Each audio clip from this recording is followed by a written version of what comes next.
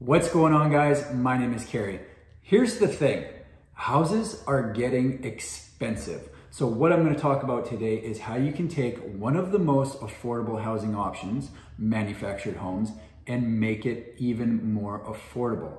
What I'm talking about is the concept of house hacking. So this is a term that was coined by Brandon Turner over at Bigger Pockets. And what it is a nice little strategy that works wonders for first-time homebuyers who are making the transition from renting to buying their first home. So if you're in the market for a new home, but you think that the monthly payment is a little concerning and maybe more than you're comfortable signing on for, follow along and I'll take you through a couple examples that will take some of that stress away with house hacking. The first example I'm going to show you is house hacking a manufactured home in a mobile home park. What I love about this option is you're buying the home and not the land, so the total cost is going to be less, which means your down payment is going to be less, which means you're going to have less to save, and then you can get into a home sooner. What we've got is a brand new 2-bedroom, 2-bathroom home that's set up, move-in ready. So let's have a walk through and see how this might work for someone who's looking to house hack their way into a lower monthly payment.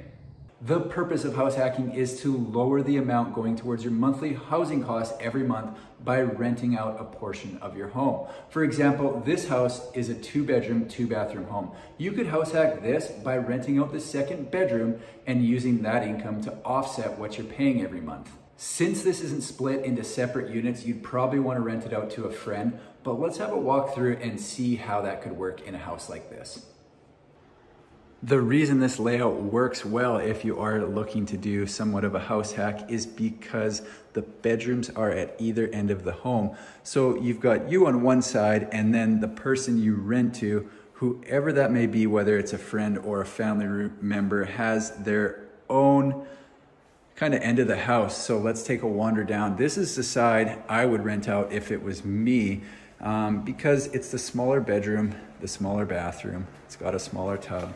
But this would be kind of their own bathroom, even though it is right off the living room. Then they've got a bedroom here, which is a decent size. It's not the biggest in the house, but definitely workable. And then, so this would be the bedroom that you could rent out. Then you come into the living room, kitchen and dining room, which is going to be shared space. So you put your TV here, you've got the bar stools, the kitchen table here, and then you could even go as far as to have your own entrance into the home. So there's an entrance back that way, and then you've got a second entrance here. So if you really wanted to create more separation, you could have one person coming into either end of the house, and then there's laundry behind the door. Now, just on the other side of the kitchen would be the master bedroom. And this is the one I would keep for myself because there's got to be some perks to being the homeowner. You want the nice bedroom, you want the nicer view, and you definitely want the walk-in closet and the bigger tub.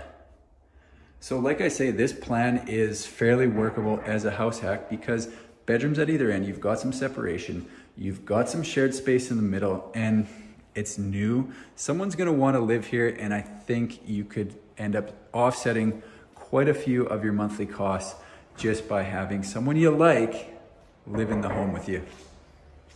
House hacking isn't an excuse to buy more house than you can afford. You still wanna purchase something that's gonna be an amount that you feel comfortable paying every month by yourself. The extra money that you get from house hacking should be saved or used in a way that's gonna put you ahead financially, because you may not wanna do this forever.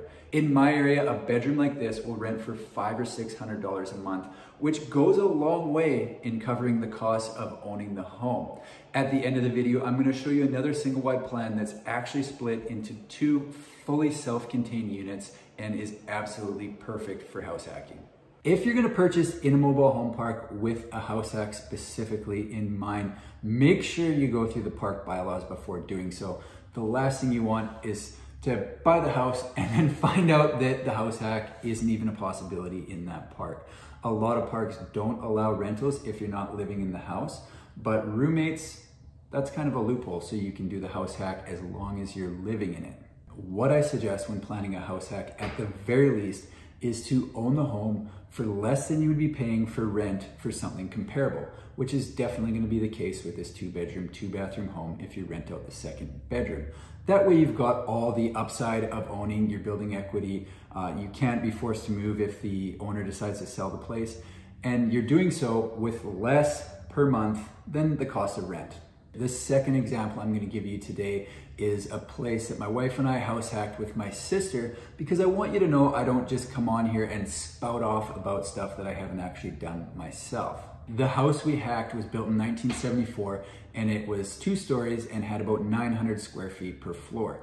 Each floor had 2 bedrooms, 1 bathroom, and a kitchen. So we bought it with my sister, and my wife and I lived downstairs and she lived upstairs. This was our very first home, so the last thing we wanted to do was overextend ourselves and be house poor. So this was a way that we could get into the housing market without being too concerned about the monthly payment, because now we've got 3 people paying on 1 house. I tried going back in my bank statements just to see exactly how much we were paying per month, but that was 2014 when we moved out of there, and it didn't go back that far. But I remember each of us were paying about $500, which ends up being quite a bit lower than what we would have been paying for rent, and yet we owned the place and built some equity while we lived there.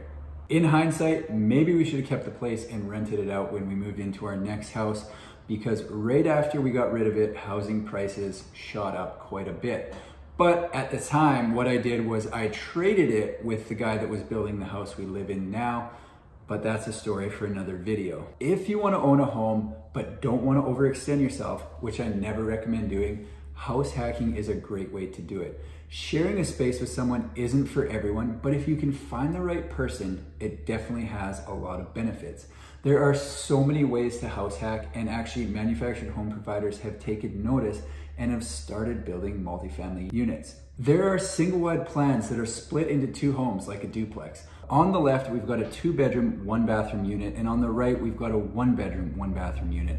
Both are just under 600 square feet, and this entire home comes in 1 piece with 2 units. So I can think of so many different scenarios where this would work fantastic if you've got parents who want to live with you, but you want your own space, or if you want to do a full house hack and get a little bit more rent from the other side rather than just renting out a bedroom. This is also a great way to do that. I think this trend is going to become more mainstream if housing prices continue to rise, so definitely keep an eye out for that.